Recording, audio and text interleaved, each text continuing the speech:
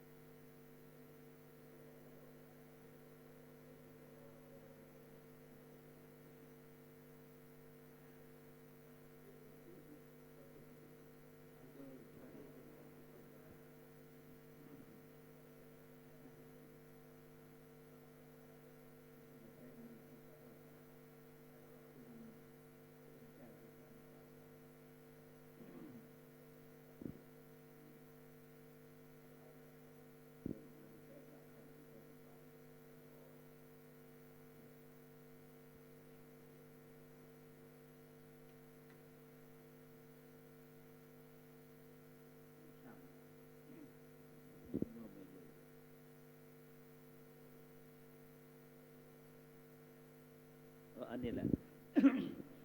ว่าพร้อมกันนะเอเมนาสการเรนะตังพุทธังอภิปูชยามาเอเมนาสการเรนะตังธรรมังอภิปูชยามาเอเมนาสการเรนะตังสังฆังอภิปูชยามาอรหังสัมมาสัมพุทโธภควาพุทธังภควันตังอภิวาเดมิสุวากขาโตธัมมังนัมสสามิสุปฏิปันโนภควโตสาวกสังโฆสังฆังนามามินะโมตัสสะภะคะวะโตสัมพุทธัสสะนะโมตัสสะภะคะวะโตอะระหะโตสัมมาสัมพุทธัสสะนะโมตัสสะภะคะวะโตสัมมาสัมพุทธัสสะ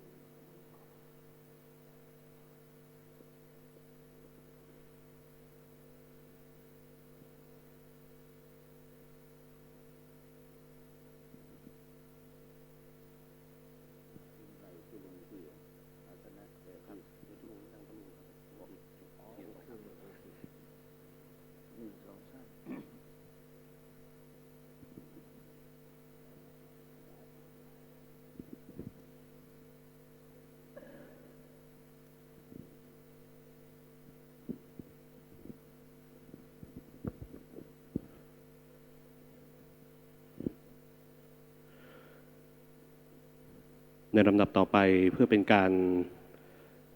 บูชาพระธรรมและถวายพระเดชพระคุณหลวงปู่พระพรหมมงคลได้บูชาพระธรรมในค่ำคืนนี้นะครับดังนั้นจึงขอกราบอาราธนานิมนต์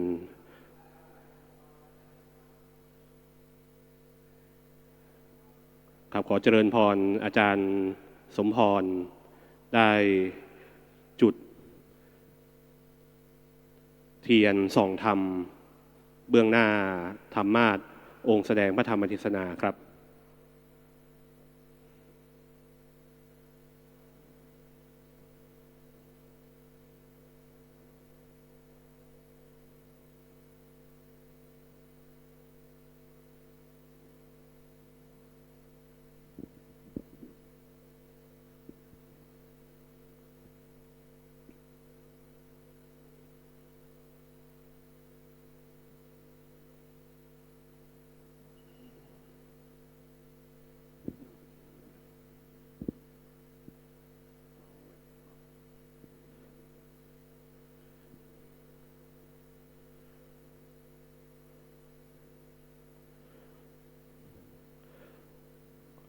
และขอกราบอาราธนานิมนต์ท่านเจ้าคุณพระศรีศิลปาจารย์ได้เป็นผู้แทนคณะศิษยานุศิษย์ได้จุดธูปเทียนเครื่องทองน้อยเบื้องหน้ารูปเหมือนพระเดชพระคุณหลวงปู่พระพรหมมงคลเพื่อเป็นการถวายให้หลวงปู่ได้บูชาพระธรรมในค่ำคืนนี้นะครับ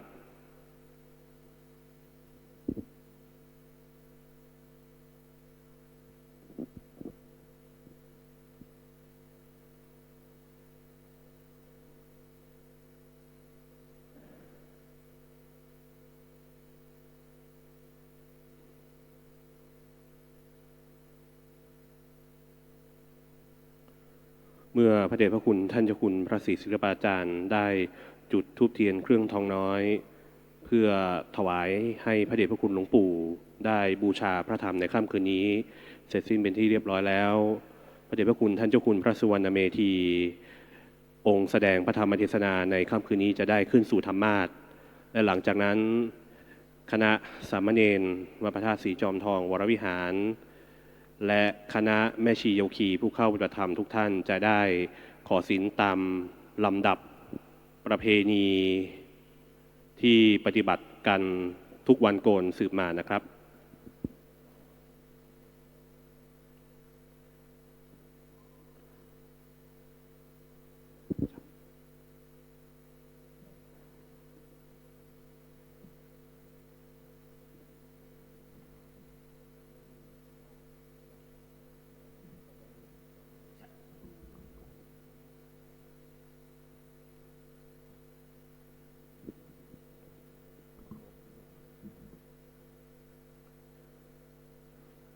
นิมนต์คณะสามเณรได้ขอศีลเบื้องหน้าธรรมาสน์นะครับนิมนต์ครับ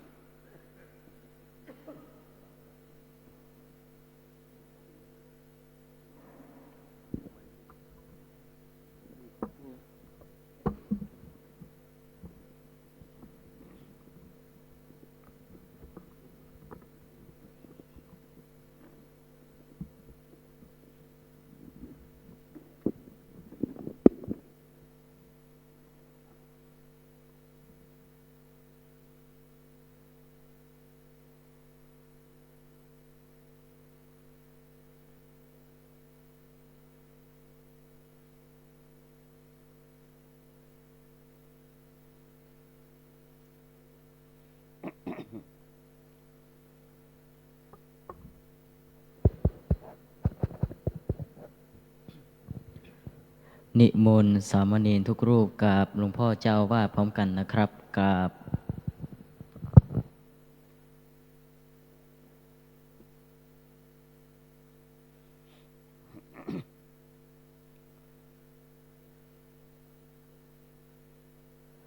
มายังพันเตสรณสิลังยาจามะทุติยามปิมายังพันเตสรณสิลังยาจามะตาติยามปิมายังพันเตสรณสิลังยาจามะนะโมตัสสะภะคะวะโตอะระหะโตสัมมาสัมพุทธัสสะนะโมตัสสะภะคะวะโตอะระหะโตสัมมาสัมพุทธัสสะนะโมตัสสะภะคะวะโตอะระหะโตสัมมาสัมพุทธัสสะนะโมตัสสะภะคะวะโตอะระหะโตสัมมาสัมพุทธัสสะนะโมตัสสะภะคะวะโตอะระหะโตสัมมาสัมพุทธัสสะนะโมตัสสะภะคะวะโตอะระหะโตสัมมาสัมพุทธัสสะยะมหังวะทามิตังวะเทธาอามาพันเตพุทธังสรณังคัจฉามิพุทธังสรณังคัจฉามิธัมมังสรณังคัจฉามิธัมมังสรณังคัจฉามิสังฆัง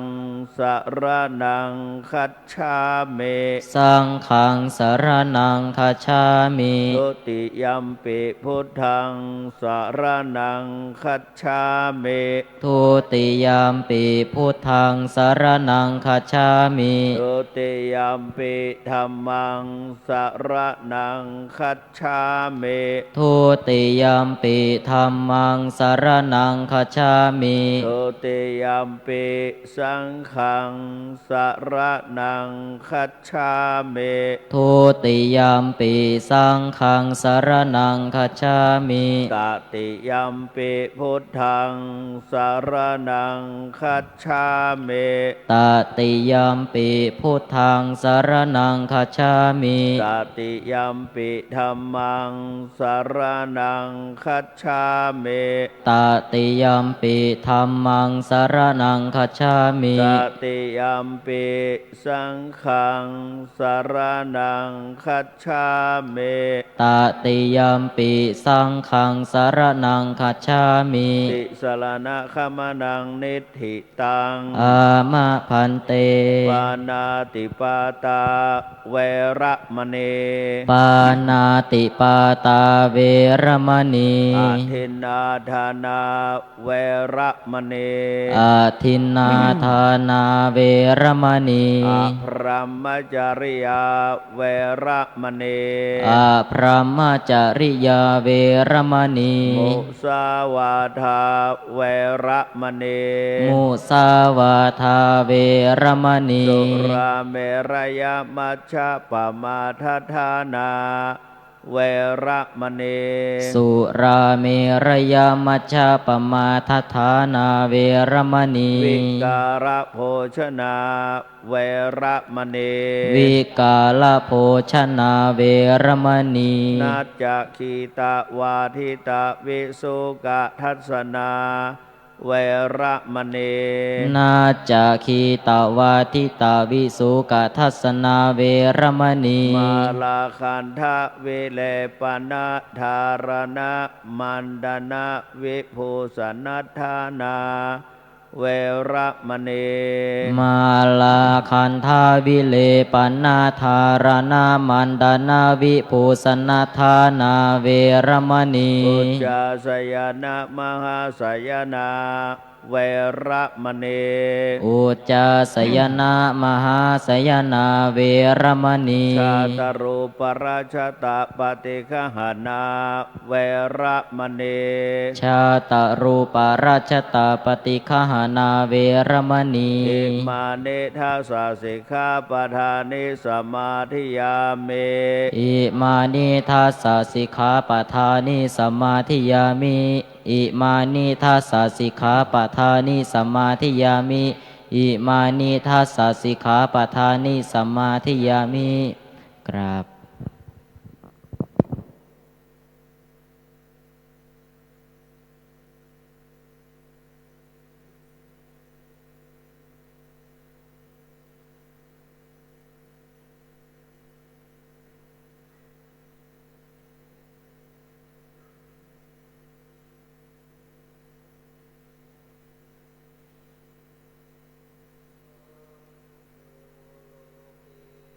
อุปันโนมหากาลุนิโกมุนีธัมมาจักกังปวัตเตตวะโลเกอปาติวันติยังโลกัสสะสังขังกตุงจาริตวะโลกัจจาลิกังติวิทังโลเกสัทธัมมังสมเทวะปวันติยังอนุปุเพนะสาวัตถิงปัตตวะเชตวันเนวะสังสัมมเนรานังนิสายาจิตังกทานุสิงคิตุง อนุญญาสีทัสสะสิกขาสามเณรเลหิสิงคิตุงสามเณรานังทัสสังขังสิกขาปะทังพนามาเส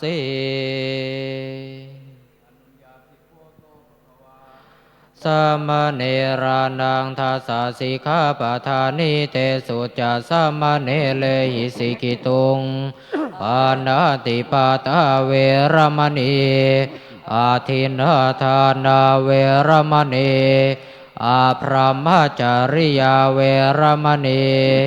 มุสาวาทาเวรมณีสุราเมรยมัชฌะปมาทฐานาเวรมณีวิกาลโภชนาเวรมณีนาจาคีตาวาทิตาวิสุขทัสนาเวรมณีมาลาคันธาวิเลปนาธารณบันดานาวิภูสนาธานาเวรมณีอุจจาสยนามหาสยนาเวรมณีชาตารุปราชตาปฏิกหันดาเวรมณีติ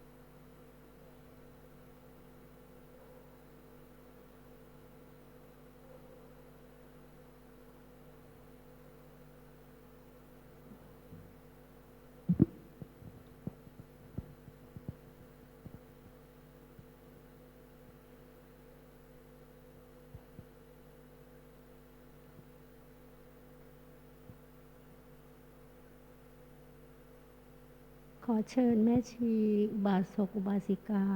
กราบท่านเจ้าคุณพระสุวรรณเมธีพร้อมกันนะคะ กราบกราบกราบอาราธนาศีลพร้อมกันนะคะมายังพันเตติสารเนนะสหะอัฏฐศีลานิยาจามะทุติยัมปิมายังพันเตติสารเนนะสหะ อัฏฐศีลานิยาจามะตติยัมปิมายังพันเตติสารเนนะสหอัฏฐศีลานิยาจามะนะโมตัสสะภะคะวะโตอะระหะโตสัมมาสัมพุทธัสสะนะโมตัสสะภะคะวะโตอะระหะโตสัมมาสัมพุทธัสสะนะโมตัสสะภะคะวะโตอะระหะโตสัมมาสัมพุทธัสสะนะโมตัสสะภะคะวะโตอะระหะโตสัมมาสัมพุทธัสสะนะโมตัสสะภะคะวะโตอะระหะโตสัมมาสัมพุทธัสสะนะโมตัสสะภะคะวะโตอะระหะโตสัมมาสัมพุทธัสสะพุทธังสรณังคัจฉามิพุทธังสารนังคัจฉามิธัมมังสรณังคัจฉามิธัมมังสารนังคัจฉามิสังฆังสรณังคัจฉามิสังฆังสารนังคัจฉามิทุติยัมปิพุทธังสรณังคัจฉามิทุติยัมปิพุทธังสารนังคัจฉามิทุติยัมปิธัมมังสรณังคัจฉามิทุติยัมปิธัมมังสารนังคัจฉามิทุติยัมปิสังฆังสรณังคัจฉามิทุติยัมปิสังฆังสารนังคัจฉามิตติยัมปิพุทธังสารนังคัจฉามิตติยัมปิพุทธังสารนังคัจฉามิตติยัมปิธัมมังสารนังคัจฉามิตติยัมปิธัมมังสารนังคัจฉามิตติยัมปิสังฆังสารนังคัจฉามิตติยัมปิสังฆังสารนังคัจฉามิติสรณะขมนังนิธิตังอามะพันเตปานาติปาตาเวระมณีสิกขาปะทัง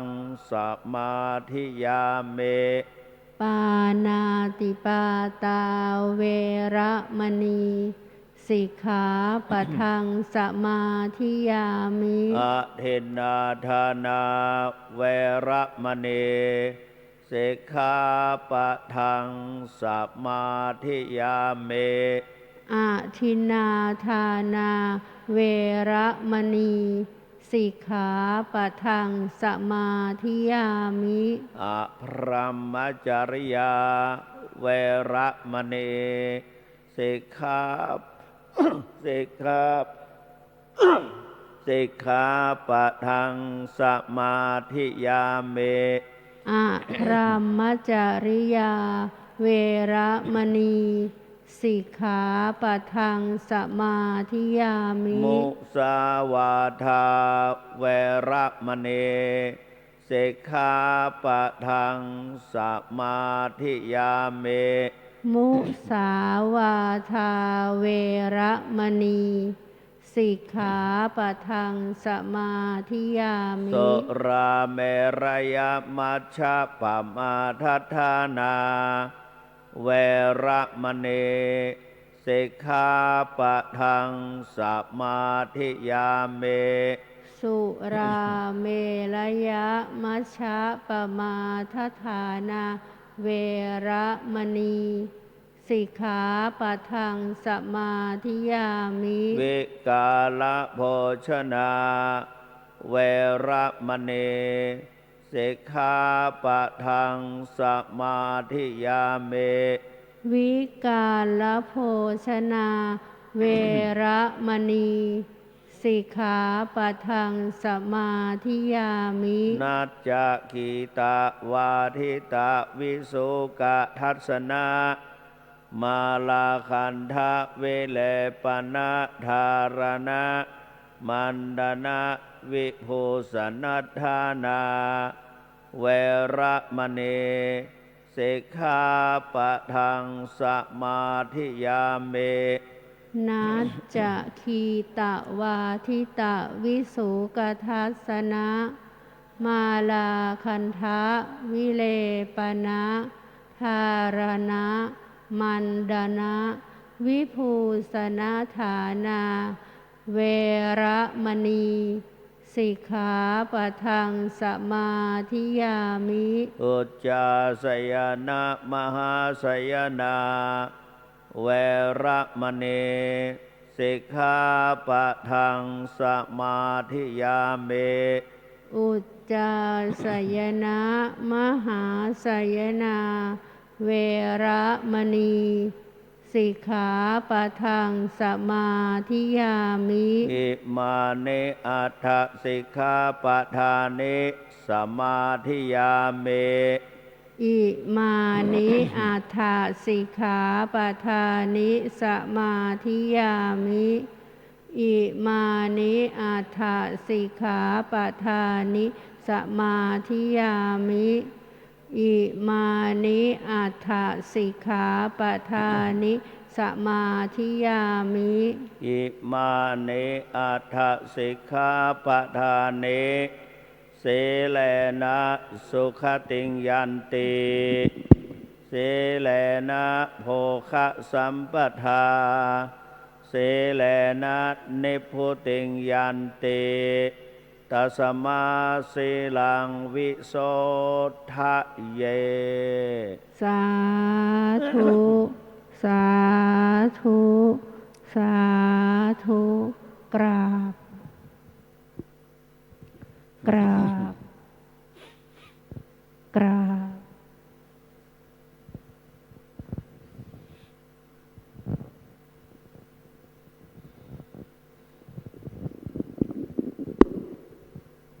เรียนเชิญคณะแม่ชีอุบาสกอุบาสิกาอาราธนาธรรมพร้อมกันค่ะพระมาเจโลกาทิปติสหัมปติกาตัญชลีอนาทิวรังอายาจถาสันติทัสสัตตาปราชักขชาติกาเทเสหิธรรมังอนุกรรมปิมังปะชังท้าวสหัมบดีพรหมเป็นบรมในพรหมา ทรงฤทธิ์ที่ศักดากว่าบริษัททุกหมู่พรหมน้อมหานามัสการประดิษฐานหน้าที่สมควรแล้วจึงบังคมชุลีบาทพระศาสดาขอพรอันประเสริฐวรเลิศมโหฬาร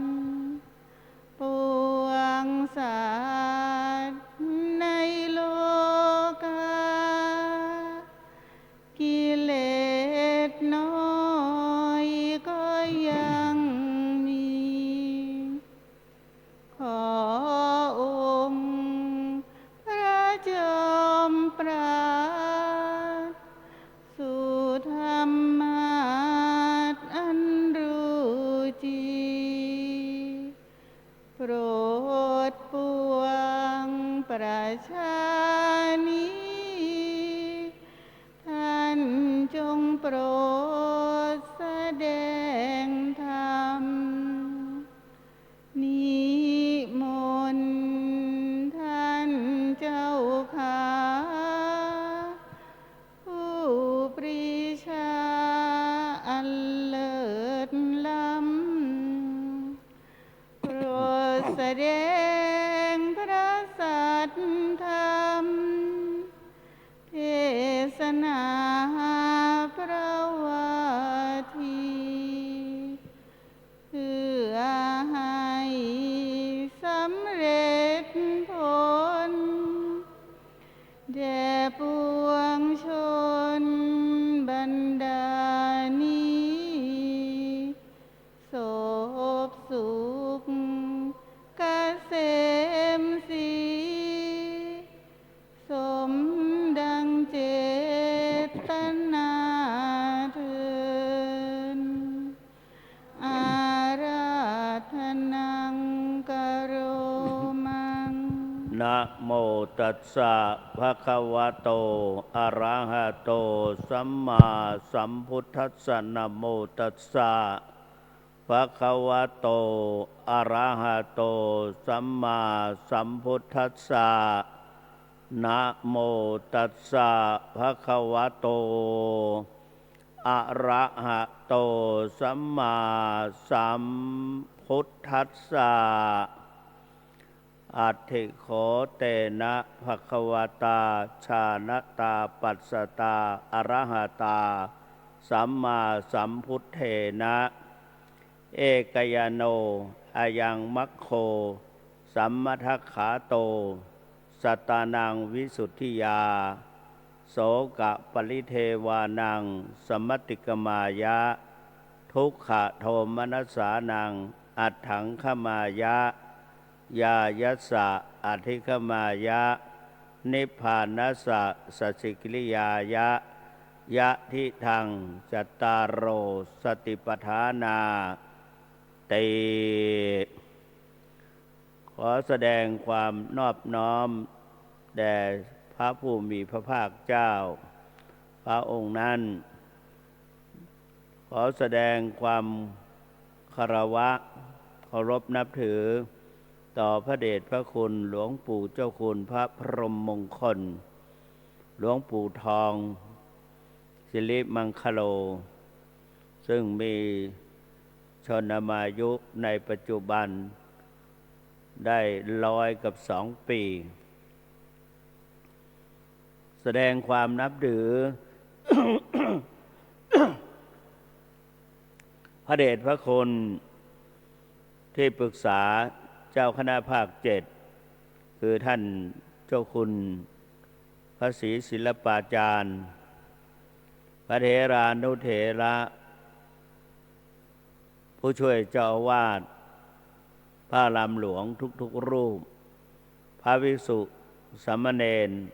ทุกๆรูป เจริญพรแม่ชีโยคีผู้ปฏิบัติธรรมทั้งหลายทุกท่านณโอกาสบัดนี้จะได้ชี้แจงแสดงพระธรรมเทศนาพรรณนาถึงศาสนธรรมคำสอนแห่งองค์พระชินวรสัมมาสัมพุทธเจ้าเพื่อเป็นการประคับประคองสรองศรัทธาและได้น้อมนำเอาธรรมะมาเป็นหลักสำหรับประกอบกับการดำเนินชีวิตประจำวันตามสมควรแก่เวลาอาราธนาและเจริญพรเอามือลงไว้บนตักก็ได้ ก่อนอื่นนั้นต้องขอบพระคุณอาจารย์คุณพระศรีศิลปาจารย์พร้อมด้วยผู้ช่วยเจ้าอาวาสพระภิกษุสามเณรทุกรูปและแม่ชีโยคีผู้ปฏิบัติธรรมตลอดถึงอุบาสกอุบาสิกาทั้งหลายที่ได้ปฏิบัติหน้าที่ สิทธิที่ดีของครูบาอาจารย์ซึ่งเรื่องนี้เจ้าอาวาสเป็นหน้าที่ของเจ้าอาวาสแต่ละรูปแต่ละองค์ปัจจุบันแต่ละสมัย จะต้องจัดจะต้องทำก็ได้อาศัยความกตัญญูกตเวทีและกำลังสติปัญญา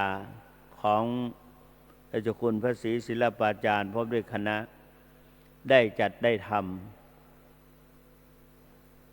ำจึงถือว่าเป็นการแสดงความกตัญญูรู้คุณเรียกว่ากตัญญูรู้พระคุณของท่านโดยยึดเอาหลักเมื่อท่านอยู่ก็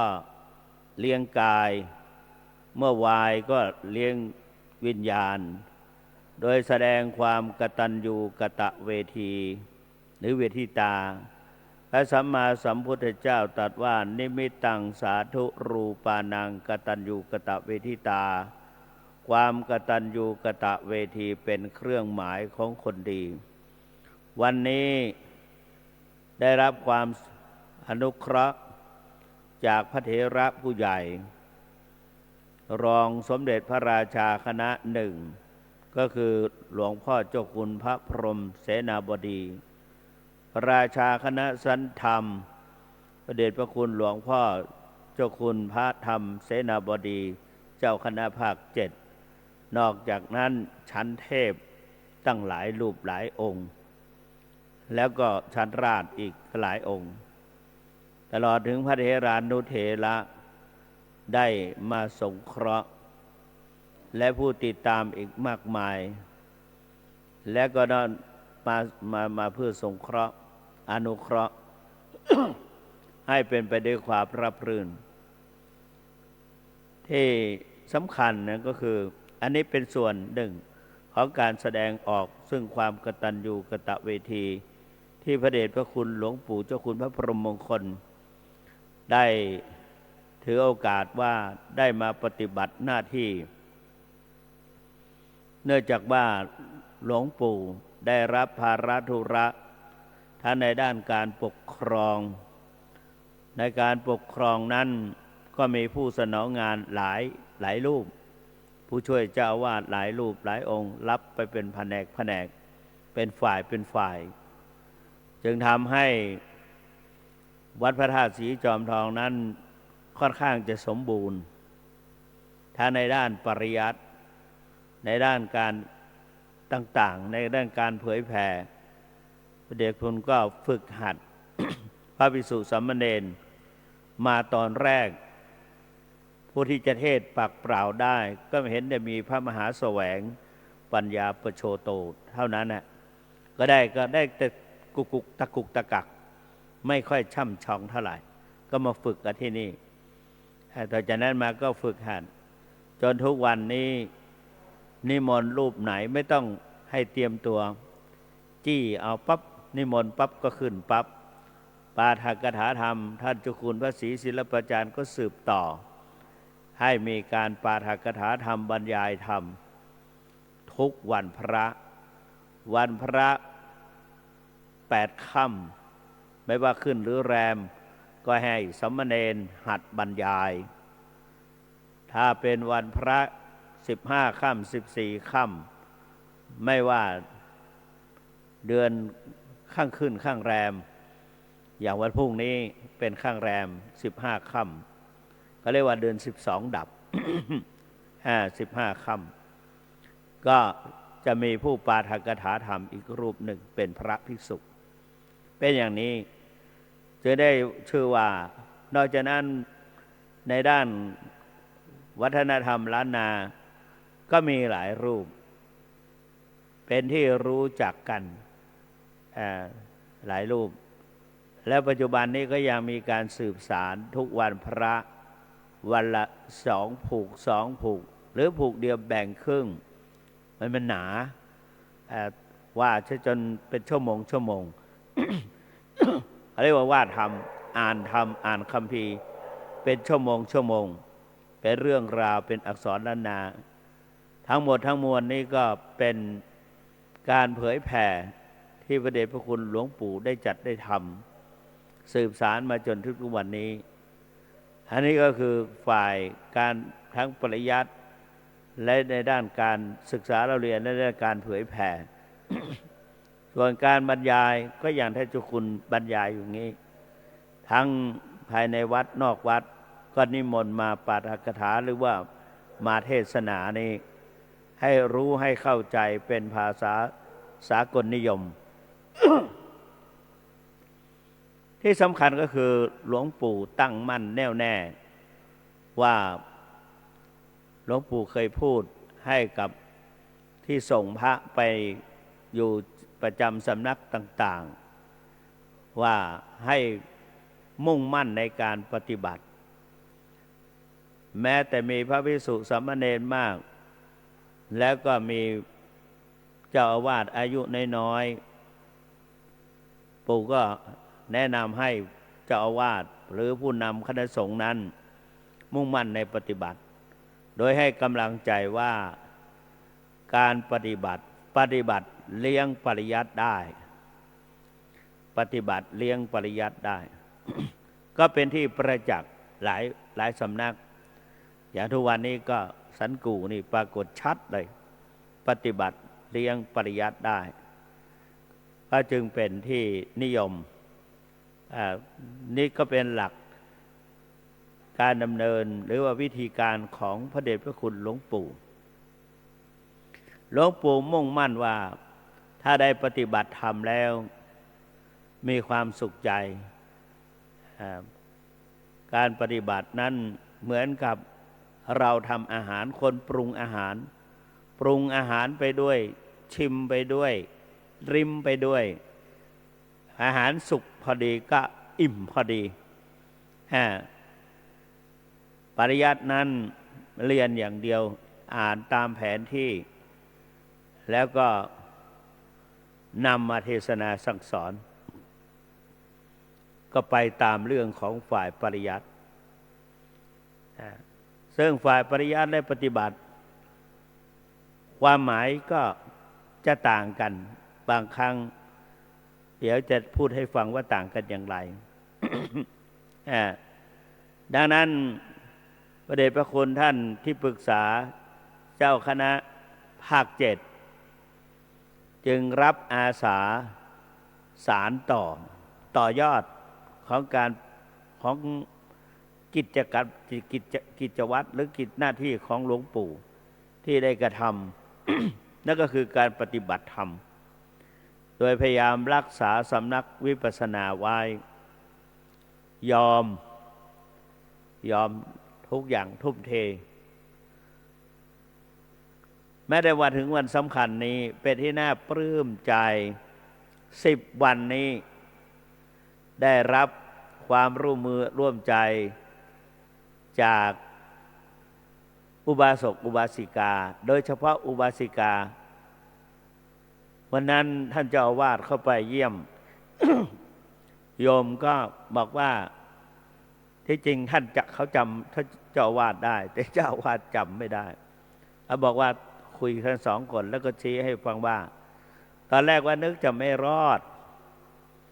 เรียกว่าจะไม่รอดเกี่ยวกับสุขภาพไม่สบายแต่ถ้าภาษาธรรมะเรียกว่าภาษาปฏิบัติเรียกว่าปริโภท อาพาธปริโภทความกังวลในเรื่องว่าเจ็บไข้ได้ป่วยแล้วจะไม่มาแต่ว่ามีเพื่อนหรือมีเนี่ยผู้ปฏิบัติธรรมร่วมกันคนร่วมกันไปลองภาษากรรมกะตึกไหนก็ตึกหันอดเอา10 วันมาได้ไปมาได้เดินจงกรมได้นั่งสมาธิได้วันนั้นไม่รู้ว่าจะมาทำอะไรเข้ามานี่ แป๊บหนึ่งนะก็นี่แหละโยมก็พูดให้ฟังแล้วก็ปลื้มใจปลื้มใจก็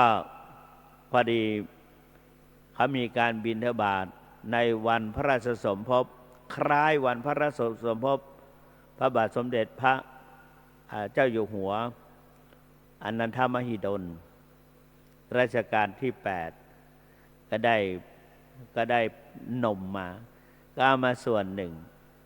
เอามาให้เพื่อที่จะได้ร่วมบุญด้วย ให้กำลังใจด้วย อันนี้ก็เห็นว่าท่านก็ตั้งอกตั้งใจเดชพระคุณท่านที่ปรึกษาเจ้าคณะภาค7บอกว่าน่าปลื้มใจแต่นะตุลุงทุกคนมีความตั้งใจความตั้งใจจึงทำให้เห็นอานิสงส์ในปัจจุบันอานิสงส์ที่ได้รับในปัจจุบันก็จิตใจสงบจิตความกังวลหายไป พบปัญญารู้จักการทรงตัวคนเรานั้นสุขภาพไม่เหมือนกันเจ้าอาวาสไปเดินจงกรมบางทีก็น่าอายเหมือนกันถามตัวเองทำไมเราเดินไม่ค่อยตรงเรามาอยู่กับหลวงปู่จบวิปัสสนาตั้งหลายรอบเป็นพระวิปัสสนาจารย์ได้รับประกาศนียบัตรตั้ง2 ใบ 3 ใบ45 วัน45 วันเนี่ยตั้ง 2-3 รอบบางรอบก็เป็นอาจารย์วิปัสสนาจารย์แต่อยู่ในฐานะเป็นนิสิตของมหาวิทยาลัยมหาจุฬาลงกรณราชวิทยาลัยปีนั้นเรียนหลักสูตรของปริญญาเอกก็ให้ปฏิบัติธรรม45 วันก็ถือโอกาสสอบอารมณ์ไปด้วยก็ถือว่าเป็นการปฏิบัติไปในตัวแต่ว่ามาเดินจงกรมนะไม่ตรงยกเท้ายกอะไรก็จะเชถลาทำไมเป็นอย่างนี้ก็พยายามดึงจิตให้มาอยู่กับปัจจุบันวันสุดท้ายก็ลองปรึกษาแพทย์ก็เลยบอกว่าท่านเจ้าหลวงพ่อความดันสูงขนาดนี้ไปเมื่อไหร่ก็ไม่ลดสักทีต้องให้นอนวัดความดันแต่ละครั้งต้องให้นอนเสียก่อนนอนสักนิดหนึ่งแต่วัดก็เหมือนเดิมก็เนี่ยความดันก็เป็นส่วนหนึ่งเพราะฉะนั้นท่านอย่าได้น้อยใจสุขภาพของคนเราไม่เหมือนกันแต่ขอให้กำหนดได้เอาปัจจุบันมันจะเชไปทางไหนก็อย่างนั้นเนี่ยจิตใจก็สงบพบปัญญาความกังวลต่างๆปัญหาอะไรต่างๆหายไปแล้วก็สามารถที่จะใช้รักษาโรคภัยได้ด้วยในบทโพชฌงค์มีกัสสปะโพชฌังโฆโมคคัลลนะโพชฌังโฆจุนทะโพชฌังโฆจุนทะโพชฌังโฆได้แก่อาการประชวรของสมเด็จพระสัมมาสัมพุทธเจ้าได้ให้พระจุนทะสวดโพชฌงค์ให้เพื่อจะระงับพระอาพาธที่เกิดขึ้นพระประชวรที่เกิดขึ้นแต่สวดที่พระพุทธเจ้าทั้งหมดนั้น กลายเป็นโพชฌงค์ที่เราปฏิบัตินี่แหละเดี๋ยวจะเอามาประกอบกับการสรุปในวันนี้และขอชื่นชมกับอาจารย์สมพรอาจารย์สมพรถึงแม้ว่าอาจารย์ผ่องศรีจะถึงแก่กรรมหรือสิ้นชีวิตไปแล้วอาจารย์สมพรคุ้มจอหอพร้อมด้วยภรรยามาหลาย10 ปีแล้วช่วยงานในด้านการเผยแผ่สอนวิปัสสนากรรมฐานมาโดยตลอดเนี่ยช่วยมาตลอดก็สะดวกดีบางทีพระไม่สะดวกเวลาการสอนบางทีก็อาศัยใกล้ๆกันพระจะไปอยู่ใกล้ๆกับโยมอุบาสิกาก็ไม่สะดวกเพราะปัจจุบันนี้สื่อถ่ายออกไปแล้วมันก็เป็นผลลบเข้ามาสู่พระก็จึงได้อาจจะอาศัยอาจารย์สมพรคุ้มจอหอได้มาช่วยสอนเป็นพี่เลี้ยงมาสอนโดยที่ไม่มีการอิดออดอะไรไม่มีการงอแงอะไรแล้วก็ถึงแม้ว่าอาจารย์ผ่องศรีเมื่อก่อนก็ช่วยที่นี่ได้ถึงแก่กรรมลงไป ท่านพระเดชพระคุณเจ้าคุณผู้ที่ปรึกษาเจ้าคณะภาค7ก็คือหลวงพ่อเจ้าคุณพระศรีศิลปาจารย์ได้นำพระเนนไปร่วมอยู่แม่ชีด้วยเจ้าอาวาสก็ไปเนี่ยมาช่วยในงานนี้ ถ้าทั้งหลายได้มาประพฤติปฏิบัตินับว่าเป็นบุญเป็นกุศลอันนี้แหละติดตัวเราไปจริงๆทรัพย์สมบัติพระราชสถานอะไรต่างๆที่เรามีที่เราเก็บหอมรอมริบมีความกระตือรือร้นในการประกอบอาชีพอยู่ทุกวันนี้มีแต่อยากจะให้เกิดขึ้นหรืออยากจะให้ได้พอกพูนเยอะๆแต่การที่เราได้มาประพฤติปฏิบัตินี้เป็นการสละอาศัยร่างกายอันชราภาพของเรานี้เราจะได้มาเห็นในร่างกายของเราความจริงแล้วชราภาพเนี่ยเลย70-80ไปแล้วเนี่ยในพระพุทธศาสนาได้คนชราจัดเนี่ยชรามากๆท่านไม่ให้รับบวชเหมือนกันบวชแล้วมาเป็นปัญหาช่วยเหลือตัวเองก็ไม่ได้แล้วก็ต้องเป็นลำบากแต่ว่าอาศัยร่างกายอันชราภาพของเรานั้นมาเป็นที่ตั้งที่เกิดของวิปัสสนาโยมทั้งหลายทราบไหมว่าโยมได้อะไรปฏิบัติเนี่ยได้อะไรและอีกอย่างหนึ่งเราก็มาปรับมาจูนเข้าอันเดียวกันหลายๆท่านมีข้อวัดปฏิบัติไม่เหมือนกันยึดแบบไม่เหมือนกันอย่างอาตมานี่บวชมาวันแรกก็มีผู้มาสอนนั่นก็คืออนุสติพุทธานุสติต่อจากนั้นมาก็กำหนดอัศสาสะปัสสาสะเข้ามาอยู่ลำพูนมาอัศสาสะปัสสาสะพระเดชพระคุณหลวงพ่อเจ้าคุณพระธรรมโมรีเจ้าอาวาสวัดพระธาตุหริบุญชัยสอนในเรื่องอัศสาสะปัสสาสะลมหายใจเข้าออกพอไปอยู่วัดพระพุทธบาทตักผ้า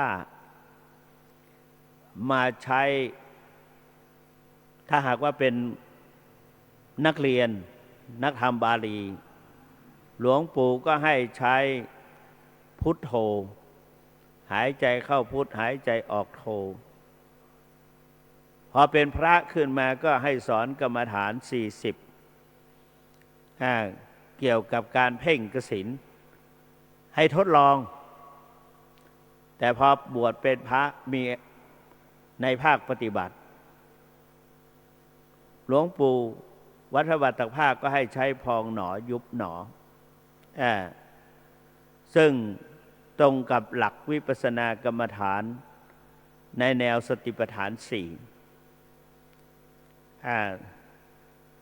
เพราะนั้นทำไมจึงต้องใช้สติปัฏฐาน4แล้วก็ถือว่าเป็นทางสายเอกเมื่อกี้นี้ยกอุเทศว่าเอกยโนอายังมัคโคสัตตานายักวิสุทธิยาหรือเอกยโนอายังมัคโคสัมมาทัคขาโตบอกว่าทางสายนี้คือความสติปัฏฐาน4เป็นทางสายนี้คือสติปัฏฐาน4เป็นนับว่าเป็นทางสายเอกทำไมถึงเรียกว่าทางสายเอก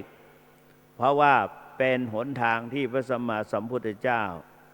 ได้ตรัสรู้ด้วยพระองค์เองไม่มีครูบาอาจารย์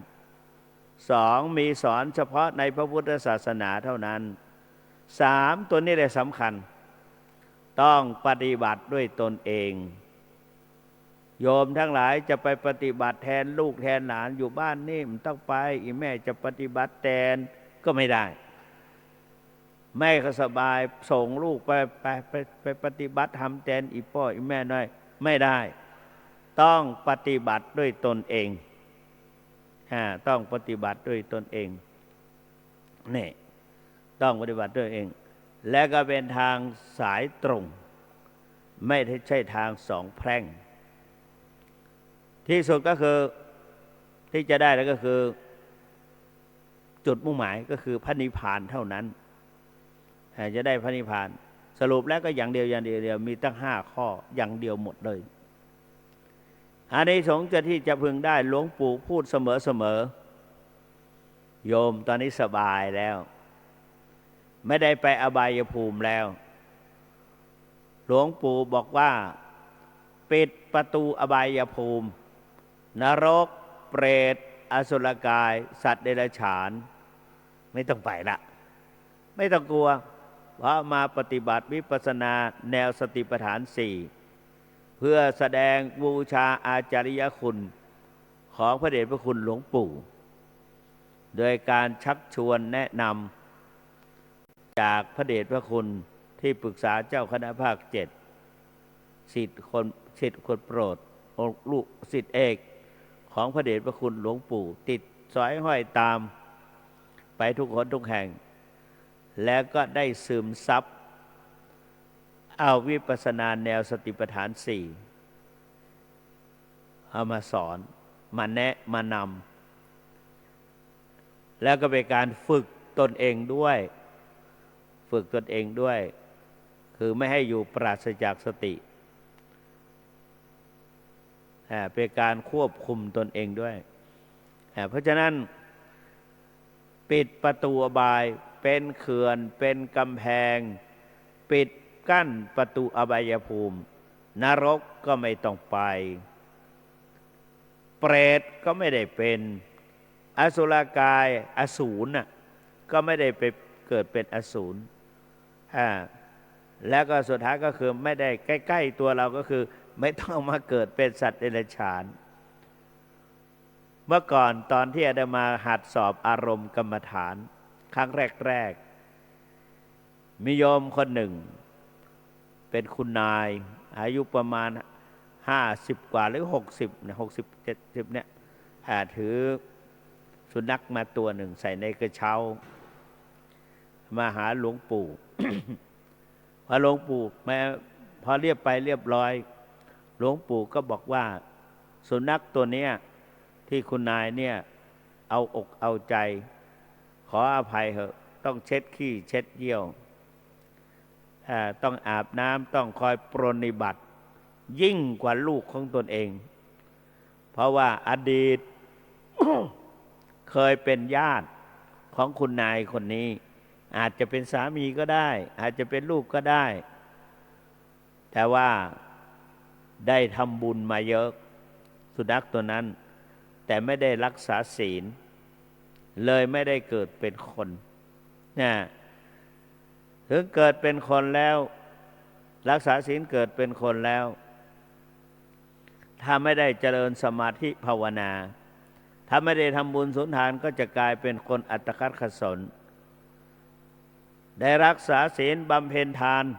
บำบุญสุนทานมาโดยตลอดได้เกิดเป็นคนได้อยู่บ้านหลังใหญ่แต่ไม่ได้เจริญภาวนาก็มีสติปัญญาน้อยทำอะไรก็ไม่ทันคนอื่นเรียนอะไรก็ไม่ค่อยได้แต่ต้องมาไขในมาแก้ไขในปัจจุบันให้มาเจริญกรรมฐานภาวนาเจริญวิปัสสนากรรมฐานกำหนดปัจจุบันพระจุลปันถก ปัญญาทึบที่สุดท่องสมมติว่าจะท่องภาษาบาลีให้ฟังว่าอัตตทัถังปรัตเถนะพหูนาปินะหาปเยอัตตทัถามพิญญายะสัทธถาปสุโตสิยาแค่2 บรรทัดเนี่ยท่านจุลปันถกท่องได้4 เดือนไม่จำต่อเมื่อมาเจริญกรรมฐานภาวนา ที่พระสัมมาสัมพุทธเจ้า มอบผ้าขาวให้ท่อนหนึ่งให้ไปบริกรรมให้สติเอาสติมาอยู่กับท่อนผ้าอยู่กับมือสัมผัสรูปท่อนผ้าว่าระโชหรนังระโชหรนังระโชหรนังนี่เป็น อุบายเพื่อให้จิตสงบเรียกว่าสมถกรรมฐานเป็นอุบายทำใจให้สงบคือจิตไปผูกอยู่ที่ผ้ากับมือบริกรรมว่าละโชหรนังระโชหรนังระโชหรนังจิตก็สงบจิตสงบแล้วบุญกุศลที่เคยบำเพ็ญกรรมฐานภาวนาวิปัสสนากรรมฐานภาวนาที่ได้บำเพ็ญมาสมัยเมื่อเป็นพระราชานั่งอยู่บนคอช้างรอบพระนครพระเชโทไหลเอาผ้าขาวผืนนั้นมาเช็ดแล้วก็มองดูผ้าขาวสะดุดใจเพ่งดูใหญ่ว่าครูบาพระบัตรจากผ้าพูดเป็นภาษาหยองว่าผ้าผืนนี้แต่เจ้าก่อนกี่ก็ดูเหมือนขาวสะอาดพุทธผ่องแต่ด้วยอาศัยมือของเราลูบไปลูบมาบ่อนานเต่าใดผ้าพื้นนี้ก็เศร้ามองไปนี่อะไรก็อยู่กับครูบาจะได้จำได้แค่นี้แหละ เนี่ยอันนั้นหลวงปู่จึงให้พิจารณากำหนดเพื่อให้เกิดสติปัญญาญาณให้เกิดวิปัสสนาได้เห็นไตรลักษณ์คืออนิจจังทุกขังอนัตตาซึ่งพระพุทธเจ้าก็นำไปสอนในอนัตตลักษณสูตรหรือนำไปสอนอนิจจังทุกขังอนัตตาไตรลักษณ์นี่เพราะฉะนั้นท่านสาธุชนทั้งหลายเป็นกรรมฐานภาวนานั้นทำให้เรามีบารมีมีญาณแก่กล้า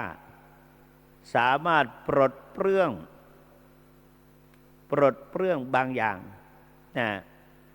สิ่งที่ขีดขวางทำให้เกิดจากคนที่มีสติไม่มั่นคงแล้วก็มีปัญญาไม่เกิดปัญญาก็ทำให้มีสติตั้งมั่นและเกิดสติปัญญาญาณอันนั้นนี่แหละจึงได้กำหนดวิปัสสนากรรมฐานแนวสติปัฏฐานสี่เมื่อปฏิบัติปิดประตูอบายภูมิ เป็นอบายภูมิแล้วยังเป็นเหตุเป็นปัจจัยเป็นอุปนิสัยเป็นเหตุเป็นปัจจัยเป็นอุปนิสัยให้ได้บรรลุมรรคผลนิพพานมีทุนน่ะเหมือนโยมมีการ์ด ATM เพิ่มการ์ด ATM พกติดตัวไปตรงไหนก็อย่างปัจจุบันนี่สบายเช้าวันนี้ ไปบิณฑบาตร้านขายโจ๊กเขามีอะไรนะอะไรลืมไปอีกละที่นั่นแหละนึกชื่อไม่ออกละโทรศัพท์ของเราจะมีนั่นอย่างเขาจ่ายสตางค์ตรงนั้นว่างั้นแต่เราก็อาย แต่ก็รู้ว่าแม้แต่ร้านขายโจ๊กเขายังไม่จ่ายเงินสดเลยคนไม่พกเงินเหมือนเราก็พกบุญกุศลอันได้เกิดจากการปฏิบัติวิปัสสนาแนวสติปัฏฐานสี่เป็นเหตุเป็นปัจจัยเป็นอุปนิสัยให้ได้บรรลุมรรคผลนิพพานโยมมาปฏิบัติในคราวครั้งนี้อย่าทิ้งนะ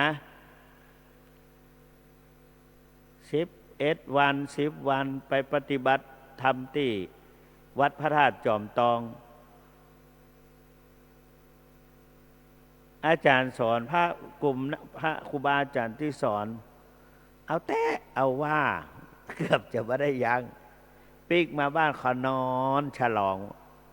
อย่านะเสียดายของเหล่านี้มันหาย ถ้ามันยังไม่มั่นคงมันหาย วันแรกวันอะไรก็ยังจำได้ดีอยู่อาตมาเข้ากรรมฐานภาวนาบางอย่างมันยังสภาวะธรรมยังไม่ปรากฏ เราสภาวะธรรมที่เรียกครูบาอาจารย์ถามอย่างนี้มีไหมอย่างนี้มีไหมมันยังไม่ปรากฏ ต่อเมื่อออกไปแล้วเนี่ยความดับสงบเนี่ยมันเกิดขึ้น เราไม่ได้หลับแต่ไปเกิดขึ้น อาการบางอย่างก็เหมือนกันสภาวะธรรมบางอย่างไปเกิดขึ้นในที่ชุมนุมชนบ้างในที่ไหนบ้างเพราะฉะนั้นเราไปปฏิบัติมันยังจะต่อยอดอยู่เหมือนกับผักบางอย่างเหมือนกับกระเทียมหรือว่าหอมขาวเนี่ยหอมเนี่ยหอมแดงเนี่ย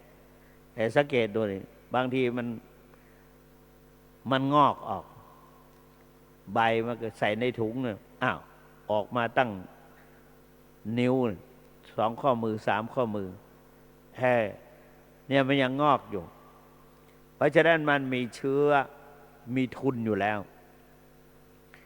หลวงปู่ว่าปฏิบัติไปนานๆเนี่ยด้วยวิริยะอุตสาหะเนี่ย7 ปีจะต้องได้เป็นพระอนาคามีแน่นอนโอ้ได้บุญเนี่ยตั้งแต่เกิดมาเนี่ยหลวงพ่อพรหมเสนาบดีพูดอยู่เสมอว่าเรียนจนจบตรงนั้นตรงนี้ไปหลายประเทศทำงานมาโดยตลอดมันนึกดูแล้วไม่เท่ากับการปฏิบัติกรรมฐานภาวนาโยมมานั่งสมาธิภาวนาเนี่ยอาตมาว่าเป็นประโยชน์นะ เวลาอาตมาจะไปตรงไหนเนี่ยปัจจุบันนี้เวลาไปในงานต่างๆเขาเห็นแล้วเขาจะต้องประกาศแล้วล่ะถ้าเจ้าคุณพระสุวรรณเมธีมาแล้ววันนี้ขอเป็นประธานนำสวดนะมันไม่สะดุด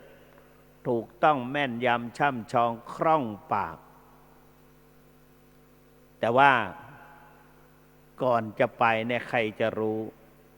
เรานั่งสมาธิก่อนนั่งกำหนดแม้แต่จะอุปสมบทพระเนี่ยเราจะต้องบอกอนุศาสตร์ลำดับขั้นตอนต่างๆโอกาสที่จะมาเปิดมาค้นดูหนังสือก็ไปไหนก็ไม่รู้เอาเถอะนั่งตรงนี้แหละนั่งสมาธิภาวนากำหนดปัจจุบันให้ได้พอกำหนดแล้วแค่นี้ก็พอนี้พอละไปก็เรามีความเชื่อมั่นอยู่ในตัวมันก็ได้จริงๆด้วยแต่อย่าชมนะชมแล้วผิดท่านเจ้าคุณอมราชอบไปชมพอชมแล้วลื่นพอไปอีกแล้วเราสะดุดแล้วชมไม่ได้ ไม่ต้องชมนี่แหละอีกอย่างหนึ่งสุดท้ายบางทีอาจจะได้บรรลุมรรคผลในภพปัจจุบันในชาติปัจจุบันในชาติเพราะพระอนาคามีก็ดีพระอรหันต์ก็ดีผู้เข้านิโรธสมาบัติมีแต่พอออกจากนิโรธสมาบัติแล้วเนี่ยท่านจะตรวจดูสัตว์โลกจะไปโปรดใครดีมองดูแผ่ข่ายคือพยานไปทั่วดูความพร้อมใครปฏิบัติได้ถึงที่เหมือนโยมจะไปเก็บผลไม้เนี่ยไปเก็บมะม่วงก็ได้หรืออะไรก็แล้วแต่ ไปเก็บผลไม้เอามะม่วงสุกก็แล้วกันไปเก็บเพื่อจะมาถวายพระใส่บาตรตอนเช้าก็ต้องเลือกเอาลูกที่เหมาะเอาไปแล้วไม่เฟื่อนไม่ฝาดกลมกล่อมหอมหวานพระริยเจ้าผู้ออกจากนิโรธสมาบัติก็เหมือนกันเผอิญมาเจอโยมทั้งหลายที่มาปฏิบัติธรรม10 กว่าวันนี้และกลับไปทำต่อทุกวันหลวงปู่ว่าไม่ให้อยู่ปราศจากสติเพราะหัวใจของวิปัสสนากรรมฐานนั้นหลักมีอยู่ว่า1ต้องผูกจิตผูกใจอยู่ในสติปัฏฐาน2มีวิริยะเพียรพยายาม3สำรวมอินทรีย์หรือว่า1ผูกจิตผูกใจไว้ในสติปัฏฐาน2สำรวมอินทรีย์ตาหูจมูกลิ้นกายใจและประการที่3มีวิริยะเพียรพยายามตรงกับโพชฌงค์โพชฌงค์7ที่พระพุทธเจ้าตรัสให้พระมหากัสสปะและโมคคัลลานะตลอดถึงพระจุนทะทูลกับพระพุทธเจ้าว่าสติสัมโพชฌังโฆโขพันเตภควตาสัมมทัคขาโตภาวิโตพหุริกโตอภิญญายาสัมโพธายานิพพานายาสังวัตติอันนี้พระจุนทะแต่พระพุทธเจ้าก็บอกพระโมคคัลลานะได้พระกัสสปะว่าสติสัมโพชฌังโฆโขกัสสปะมายาสัมมทัคขาโตภาวิโตพหุริกโตอภิญญาสัมโพธายานิพพานายาสังวัตติประการที่สำคัญคือธรรมวิจยะสัมโพชฌังโฆโขกัสสปะมายาสัมมทัคก็คือการกำหนดนั่นเองเพราะการกำหนดนั้นเป็นหัวใจของวิปัสสนากรรมฐานถ้าไม่กำหนดแล้วก็จะไม่รู้ไม่เห็นตามความเป็นจริงจะต้องกำหนดสังเกตดูถ้าเรากำหนดสภาวะธรรมจะเกิดไปนั่งไม่เห็นพองไม่เห็นยุบหายใจก็ไม่หายใจจะกำหนดพุทธานุสติก็ไม่ได้มันไม่หายใจจะกำหนดอานาปานสติก็ไม่ได้เพราะมันไม่หายใจเมื่อไม่หายใจพองก็ไม่พองไม่ยุบเป็นปัญหาหลวงปู่ว่าไม่ยากมีหลักอยู่ว่าต้องกำหนดในปัจจุบันนี้หยังนั่งอยู่อ้าวก็กำหนดนั่งหนอดิก็กำหนดนั่งหนอแล้วก็รู้ด้วยไม่ใช่ว่าไม่รู้นั่งหนอรู้หนอนั่งหนอรู้หนอสภาวะธรรมทั้งหลายมันเป็นอนิจจังและอีกอย่างหนึ่งเรื่องการหายใจระบบหายใจต่อให้กั้นใจตายเนี่ยไม่มีใครกั้นลมหายใจแล้วก็ถึงแก่กรรมไม่มีร่างกายเขาจะทำหน้าที่เองแต่ว่าคนที่กั้นหายใจนั้นเขาคิดว่าเขากั้นหายใจได้ไม่ได้พระพุทธเจ้าก็ยังไม่ได้เลยกั้นอัศสาสะปัสสาสะตอนทำทุกขกิริยานั้นทรงกดพระทนด้วยพระทนทรงกดพระทนด้วยพระทนกดพระตาลุด้วยพระชิวหาจนพระเฉโทไหลออกจากพระกระฉาทรงกั้นลมอัศสาสะปัสสาสะจนสะเทินจนสั่นไม่ไหวร่างกายมันไม่ตอบร่างกายต้องเขาทำงานของเขาทำหน้าที่ของเขาแม้แต่คนสลบเนี่ยร่างกายมันก็ทำหน้าที่ของกันเพราะฉะนั้นหายใจเนี่ยมันก็เด็กพอการกำหนดขึ้นมาเดี๋ยวก็หายใจพอรู้เราก็กำหนดเลยรีบกำหนด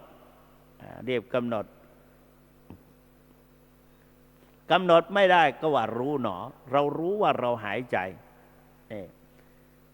กำหนดไปกำหนดมาโอ้ปลื้มปีติอย่างธรรมดาไม่ใช่ปีติแบบนักปฏิบัติปีตินักปฏิบัติไม่ใช่อย่างนี้ปีติของนักปฏิบัติคือสภาวะธรรมที่เกิดขึ้น หลายคนที่ไปสอบอารมณ์กับท่านพระครูอาทรพระครูโสพลสุวรรณธรพระครูโสพลสุวรรณธรบอกว่านี่มันเป็นปีติออกมาปีติได้ไง เราไม่เห็นดีใจเลย มาพูดกับท่านเจ้าคุณสุวรรณเจ้าอาวาสยิ้มคือสภาวะธรรมเขาสงเคราะห์จัดว่าเป็นปีติ ว่าให้ฟังก็ได้คุถกาปิติขนลุกตั้งหนังหัวพองละคายผิวดังต้องด้วยปลายเข็มใจสั่นรวนน้ำตาไหลออกมาเองศีรษะตึงมึนซึมคล้ายเป็นลมหรือวิงเวียนถามว่าปีติใช่หรือเปล่าไม่ใช่แต่เป็นของปฏิบัตินักปฏิบัติเดชพระคุณยังบอกเลยว่าศีลสมาธิปัญญาเนี่ยศีลสมาธิปัญญาเมื่อกี้ที่รับไปนะปานาติปาตาเวรมณีอทินนานั่นเป็นสมาทานเป็นความตั้งใจงดเว้นตัวศีลในแนวปฏิบัตินั่นคือการที่มีจิตคอยประคับประคองอาการอันใดอันหนึ่งเอาท้องพองยุบนี่แหละเห็นชัดจิตที่คอยประคับประคองอาการพองหรือยุบของท้องเป็นตัวศีลนะแต่จะคุณหันไปมองหลวงปู่ทันทีศีลเป็นอย่างนี้เหรอจิตที่แนบแน่นอยู่กับอาการพองกับอาการยุบเป็นตัวสมาธิตัวที่เขาไปรู้ว่าพองว่ายุบเป็นตัวปัญญาเห็นไหมแล้วหลวงปู่ก็ยิ้มแล้วว่าเป็นศีลเป็นไงอันนี้มันเป็นปฏิบัติแต่ว่าตะกี้นั้นเป็นปริยัติที่มหาว่าตะกี้ท่านชอบเรียกอาตมาว่าท่านมหาเพราะมาที่นี่เป็นมหาองค์แรกที่มีอยู่ในขณะนั้นก็เลยเรียกมหาติดปากเนี่ยเพราะนั้นโยมทำไปเนี่ยโยมมีศีลทุกอิริยาบถมีศีลทุกอิริยาบถเพราะนั้นการปฏิบัตินั้นผูกจิตผูกใจไว้ในสติปัฏฐานสี่สติปัฏฐานสี่คืออะไรกายเวทนาจิตธรรมพอมากายเจ้าคุณใช้ปริยัติไปพูดกับหลวงปู่กายคือหยังปู่หลวงปู่ว่าขวายากหนอซ้ายยากหนอตอนนั้นพระมหาแสวงว่าไม่ถูกและหลวงปู่ก็ทดลองดูมาอยู่ด้วยกันใหม่ต้องเอาใจหน่อยหลวงปู่ก็เลยลองทดลองดูถ้าท่านมหาว่าจะได้ผมได้เห็นสติปัฏฐานธาตุสี่คือผมขนเล็บฟันหนังเนื้อเอ็นกระดูกเยื่อในกระกายานุปัสสนาได้แก่ผมขนเล็บฟันหนังเนื้อเอ็นกระดูกเยื่อในกระดูกม้ามหัวใจตับปังเบืออันนั้นมันเป็นฝ่ายปริยัตินี่อยู่กับหลวงปู่ได้ความรู้ค่อยซึมซับเข้าไปทีนิดแล้วก็ปฏิบัติกับท่านไปด้วยนี่อันนั้นอยู่กับสติปัฏฐานสี่ก็คืออิริยาบถสี่ยืนเดินนั่งนอนอย่างมีสติสติสัมโพชฌังโฆโขกสปะมายาสัมมทคโตภวิโตผู้ใดเจริญดีแล้วปฏิบัติดีแล้วทำให้มากย่อมเป็นไปเพื่อเมื่อกี้บอกว่าสัตตานังวิสุทธิยาเพื่อความบริสุทธิ์แห่งจิตใจเพื่อความบริสุทธิ์ก็มีศีลไม่ในตัวบริสุทธิ์โสกาปริเทวานังสัพพติกมายะเพื่อกำจัดความเศร้าโศกเสียใจพิไรรำพันในเรื่องกายในเรื่องจิตใจความเศร้าโศกเสียใจพิไรรำพันนี่ทุกขโทมนัสสานังเพื่อกำจัดความทุกข์กายทุกใจเรื่องทุกกายทุกกาย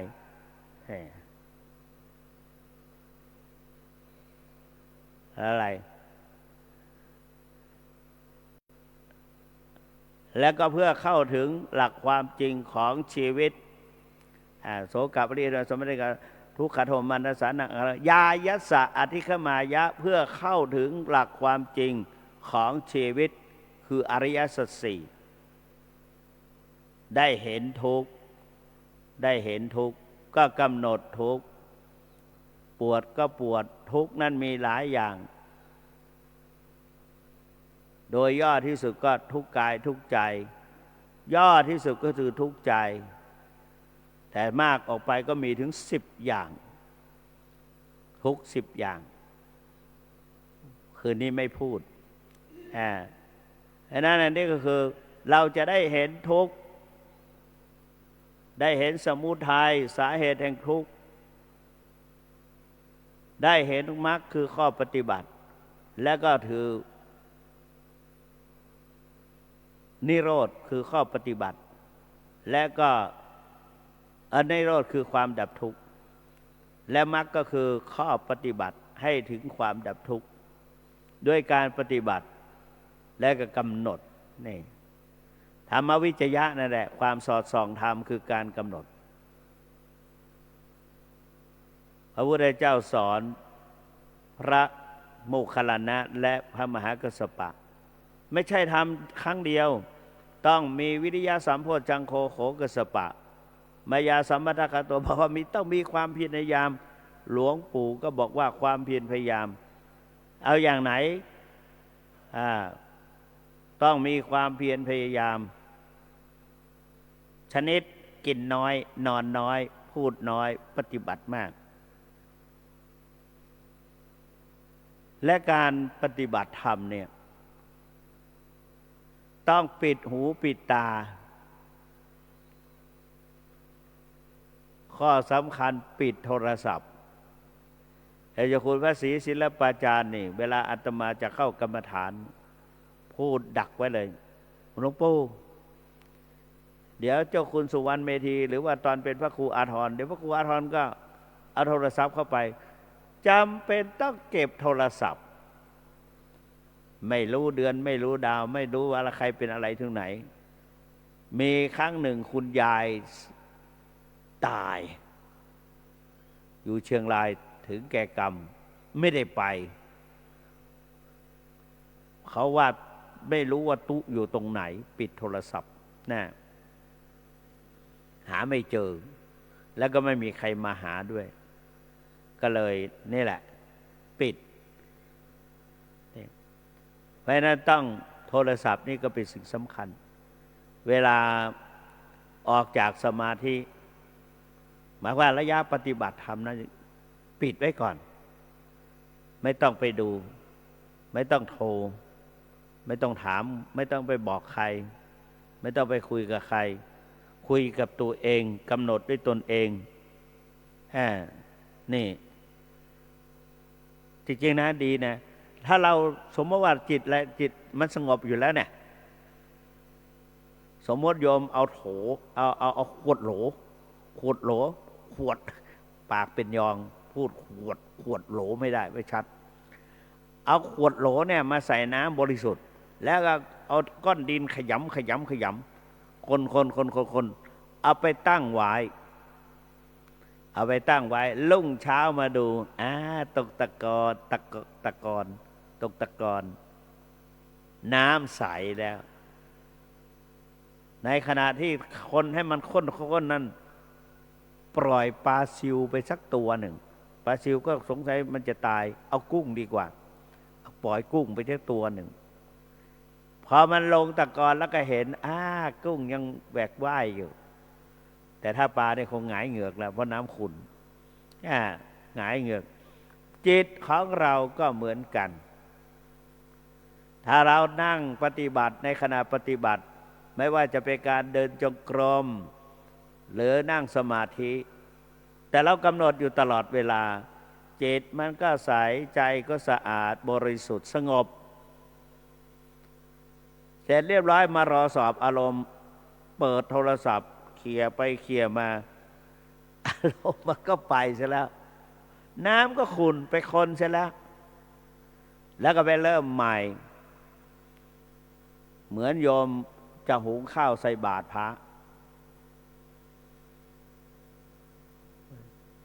ใส่บาตรพระตั้งให้มันเดือดพอมันเดือดปุ๊บโยมก็ไปลดไฟลงแล้วก็ไปใส่ไฟใหม่กลับไปกลับมาข้าวก็ไม่สุกฉันใด จิตของเราที่เราประพฤติปฏิบัติมันก็สงบบ้างไม่สงบบ้างสงบบ้างไม่สงบบ้างผลสุดท้ายกลายเป็นฟุ้งไปเลยรับอารมณ์อยู่ตลอดเวลาจิตก็ไม่เป็นดวงเดียวไม่เป็นเอกคตานี่เพราะนั้นเราต้องมีวิริยะเพียรพยายามประการที่สี่พ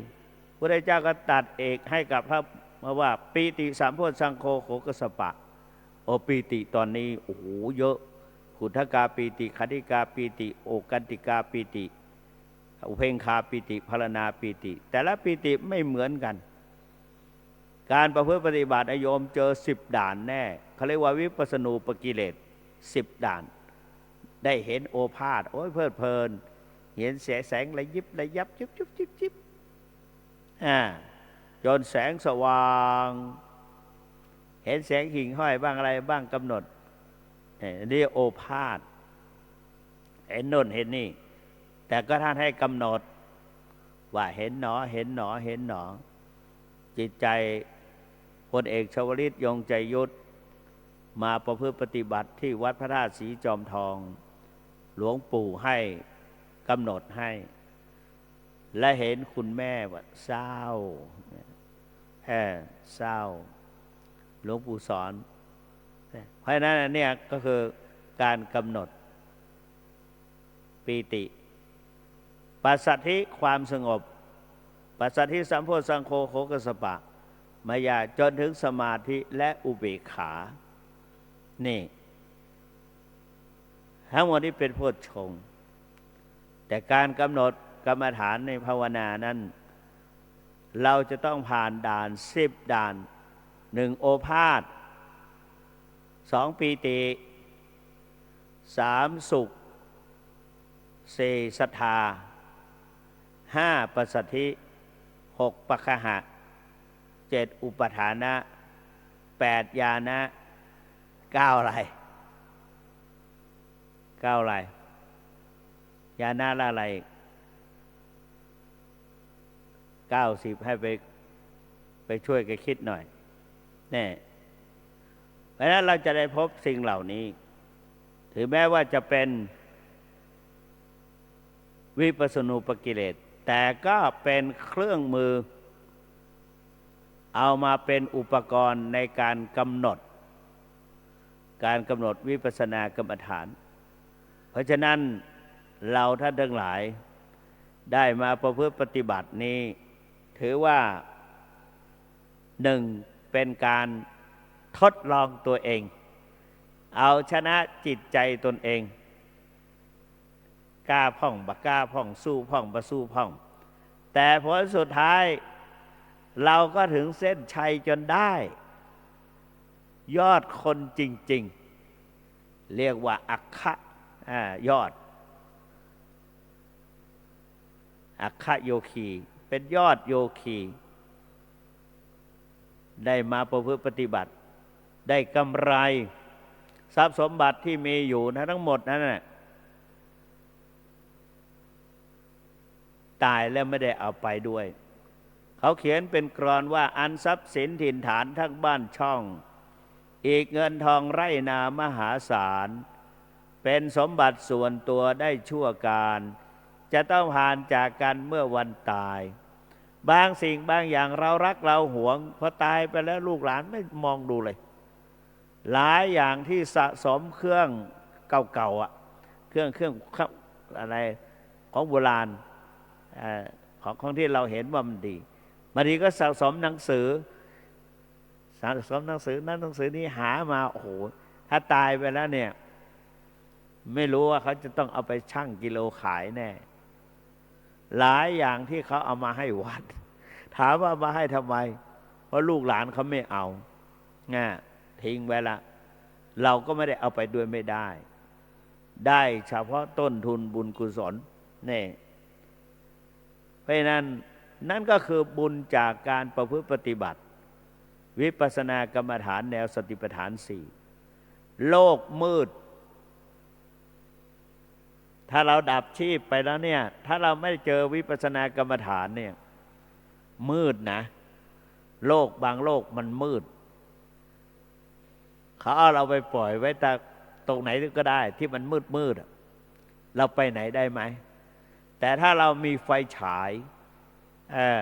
เราก็สามารถช่วยได้ไฟโทรศัพท์ก็ช่วยได้นิดหน่อยมองเห็นบ้างไม่เห็นบ้างไฟฉายก็ยังดีแต่ถ้าไฟเกิดจากบุญเนี่ยบุญจะตามเราไปทุกหนทุกแห่งเป็นฉายแสงให้เราเห็นทางที่จะคือปิดทางที่จะไม่ต้องไปเราก็วิหลีกเว้นนั่นก็คือสามารถที่จะไปในทางที่ถูกได้นั่นก็คือสุขติเพราะฉะนั้นในวันนี้จึงขอชื่นชมกับท่านทั้งหลายโดยเฉพาะผู้ที่เปิดโอกาสให้ นั่นก็ได้แก่พระเดชพระคุณที่ปรึกษาเจ้าคณะภาคเจ็ดก็คือหลวงพ่อเจ้าคุณพระศรีศิลปาจารย์และก็ท่านพระวิปัสสนาจารย์ทั้งหลายมีพระครูอาทรสมาธิวัดเป็นต้นและหลายรูปไม่ได้มาดูที่ช่วยกันที่แน่ๆก็คืออาจารย์สมพรได้มาช่วยชื่นใจขอขอบคุณและอนุโมทนาแล้วก็หลายๆท่านที่ได้ช่วยกันร่วมด้วยช่วยกันโยมแม่ชีโยคีทุกท่านและครูบาอาจารย์ผู้สอบอารมณ์พระพี่เลี้ยงที่ช่วยเหลือเกื้อกูลกันถึงแม้ว่าบางอย่างครูบาอาจารย์ไม่อยู่จำเป็นต้องไปเช่นเจ้าอาวาสต้องไปประชุมระยะท่านปฏิบัติต้องไปประชุมตรงนั้นประชุมนี้แม้แต่วันพรุ่งนี้ตอนแรกคิดว่าจะไปแต่ตอนนี้ตัดไม่ไปแล้ววัดหลวงปู่ล่าตาทิพย์เพราะวัดเรายังมีงานอยู่ยังมีการลงอุโบสถฟังปฏิโมกข์ฟังเทศน์แล้วก็มีธุระภายในวัดก็เลยตัดสินใจไม่ไปแล้วแจ้งไปแล้วจะอยู่ที่วัดทำหน้าที่ให้สมบูรณ์อันนั้นท่านทั้งหลายถือว่าได้มาประพฤติปฏิบัติวิปัสสนาอย่าไปทิ้งนะเอาไปแม้แต่นอนกำหนดใครบอกว่านอนกำหนดและหลับไม่หลับหรอกดีตื่นขึ้นมาเมื่อไหร่ก็กำหนดอีกดีหลวงปู่ว่าไม่อยู่ปราศจากสติเพราะฉะนั้นตอนนี้ครบ1 ชั่วโมงแล้วเทศนาปริโยสาเนในการเป็นที่สิ้นสุดลงแห่งพระธรรมเทศนาวิปัสสนาในแนวสติปัฏฐาน4ว่าในแนวสติปัฏฐาน4ซึ่งเราทั้งหลายได้ประพฤติปฏิบัติไปก็เห็นว่าสมควรแก่เวลาขอสมมุติยุติลงคงไว้แต่เพียงเท่านี้เอวังก็มีด้วยประการฉะนี้หันธรรมยังสาธุกรังกโรมาเซสาธุสาธุสาธุอาหังพุทธันจะธัมมัญจะสังฆัญจะสรณังคตาอุปาสิกาตังเทเสสิภิกขุสังคัสสะสัมมุขาเอตังเมสรณังเขมังเอตังสรณมุตตมังเอตังสรณมาคัมมะสัพพะทุกขาปมุญจเยยะถาพลังเจริยาหังสัมมาสัมพุทธัสสะสนังทุกขานิสรณเสวะภาคีนิสังอนาคเตกายเยนะวาจายวเจตสาวาพุทเทกุกัมมังปะกตังมยายังพุทโธปฏิคันหาตุอจยันตังกาลันตเรสังวริตุงวะพุทเทกายเยนะวาจายวเจตสาวาธ ธัมเมกุกัมมังปะกตังมะยายังธัมโมปฏิคันหตุอาจยันตังกาลันตะเรสังวริตุงวะธัมเมกายเยนะวาจายวเจตสาวาสังเคกุกัมมังปะกตังมะยายัง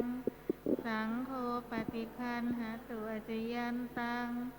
กาลันตะเรสังวริตุงวสังเคครับต่อไปคณะอุบาสกอุบาสิกาจะได้น้อมถวายบูชาธรรมแด่พระเดชพระคุณหลวงพ่อโดยจะแบ่งเป็น3ชุดนะครับมีกันเทศ1ชุดผ้าไตร1แล้วก็ตู้เย็น1นะครับในโอกาสนี้ขอเจริญพรเรียนเชิญท่านแม่ชีผ่องพันธ์ล่องทอง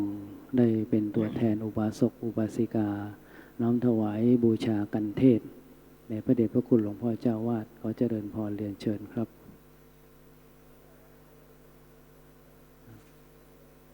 ในส่วนของแล้วก็ขอเจริญพรท่านแม่ชีกนกศรีสิทธิชัยท่านแม่ชีอมรศิริ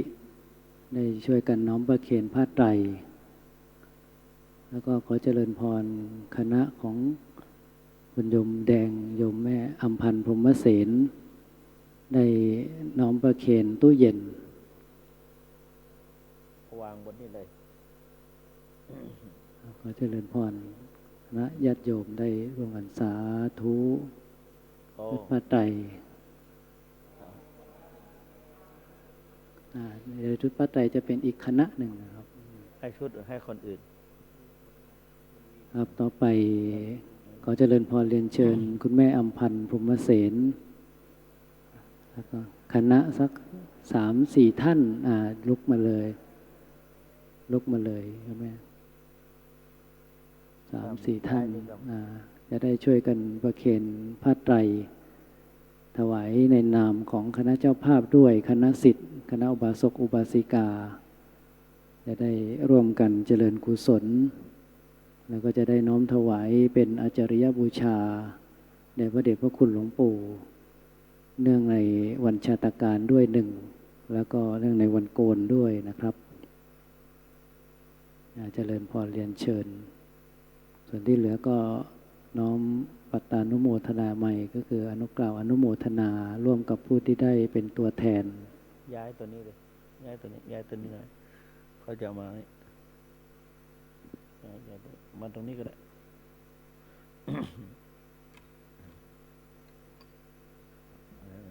ครับเราคณะพระสงฆ์อุบาสกอุบาสิกากล่าวสาธุการให้พร้อมกันนะครับจะรอคณะเจ้าภาพคณะศิษย์ได้น้อมประเคน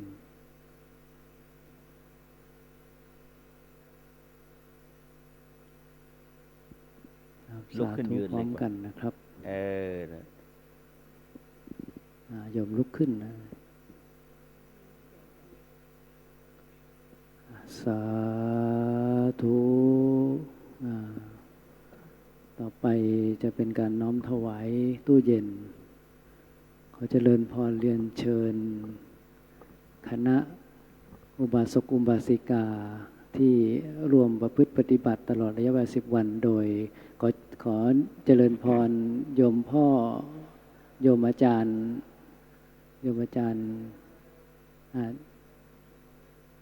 เชิญมาเลยก็ได้สัก4 ท่านขออภัยไม่รู้จักชื่อสัก4 ท่านได้ร่วมกันน้อมประเคนตู้เย็นในนามของคณะเจ้าภาพคณะศิษย์ในพระเดชพระคุณหลวงปู่ ที่ได้น้อมถวายในหลวงพ่อเจ้าวาดนะครับ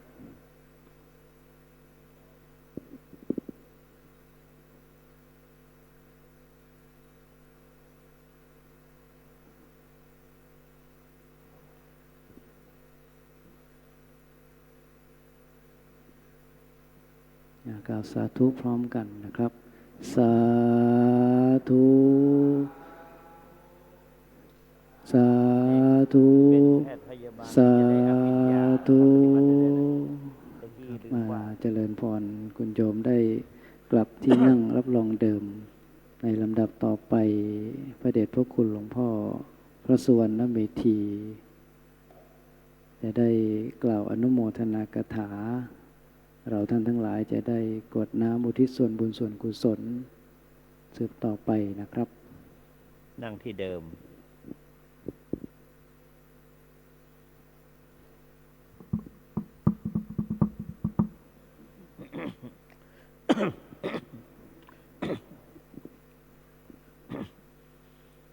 เกียมน้ำกวดเนอะ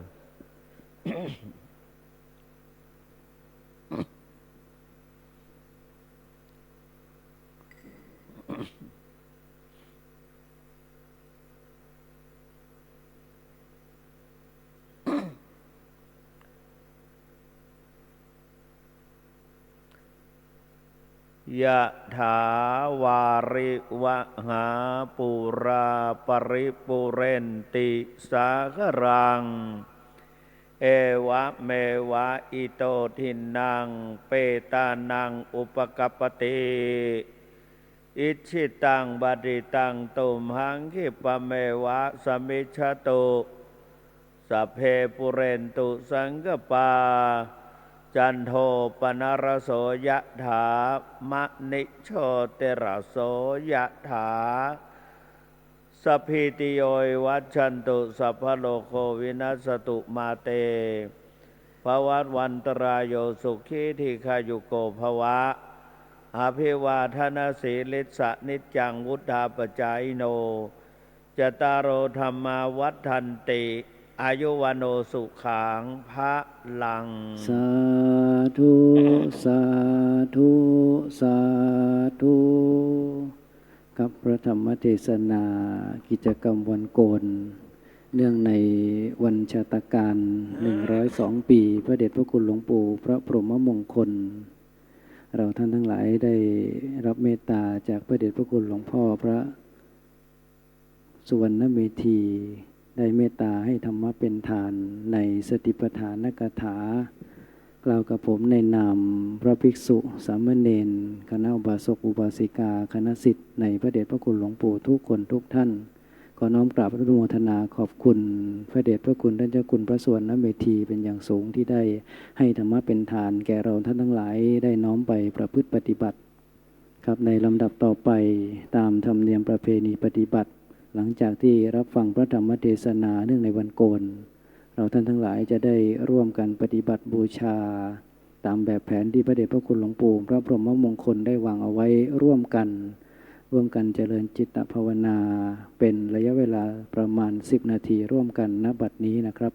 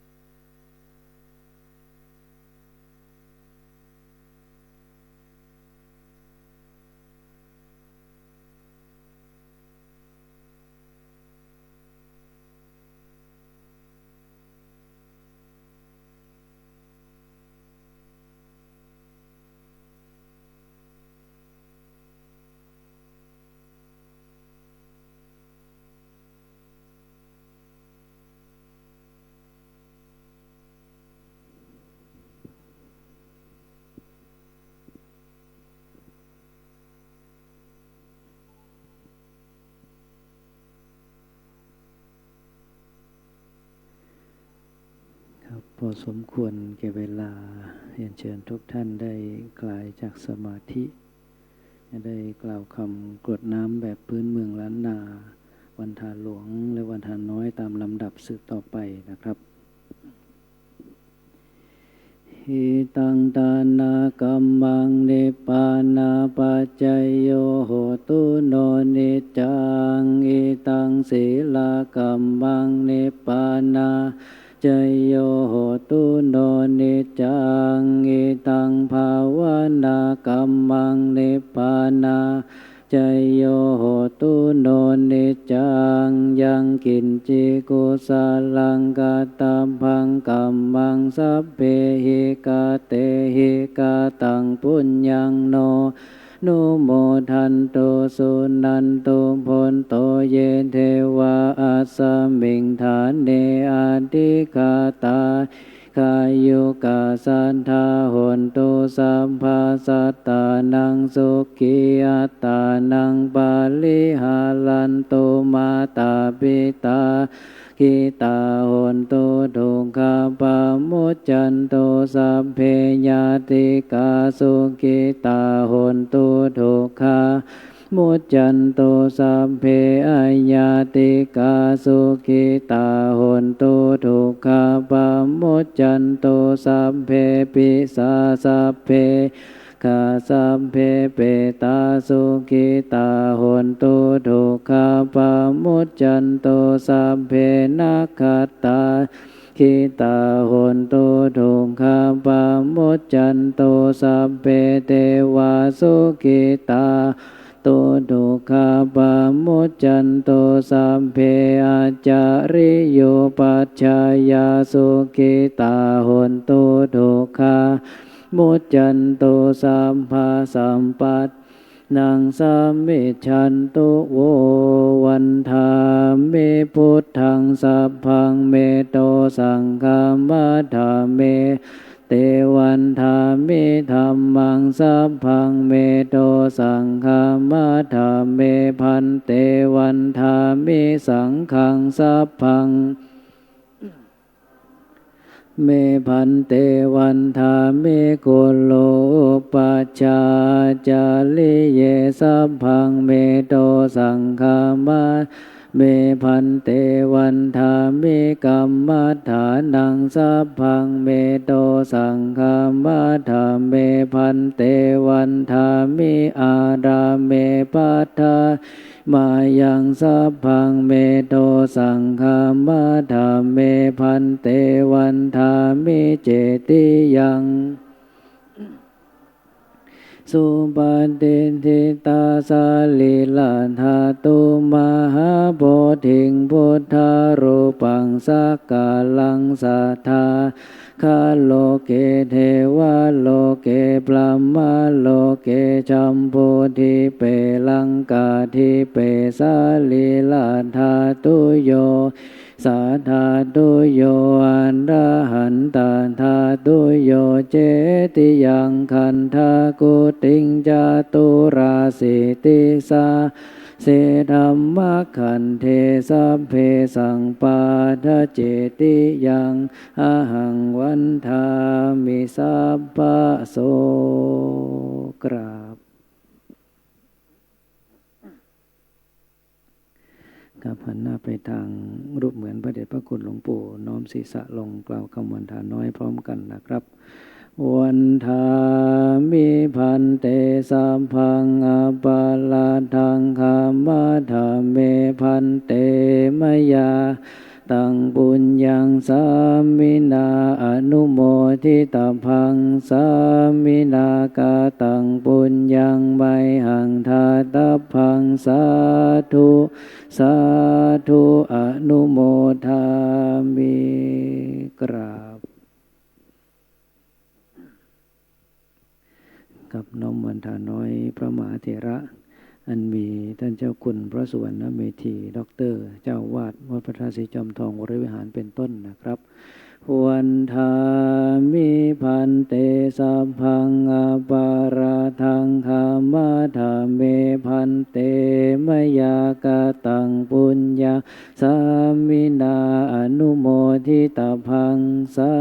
มินากาตังปุญญังไมหังทาตาพังสาธุสาธุอนุโมทามิ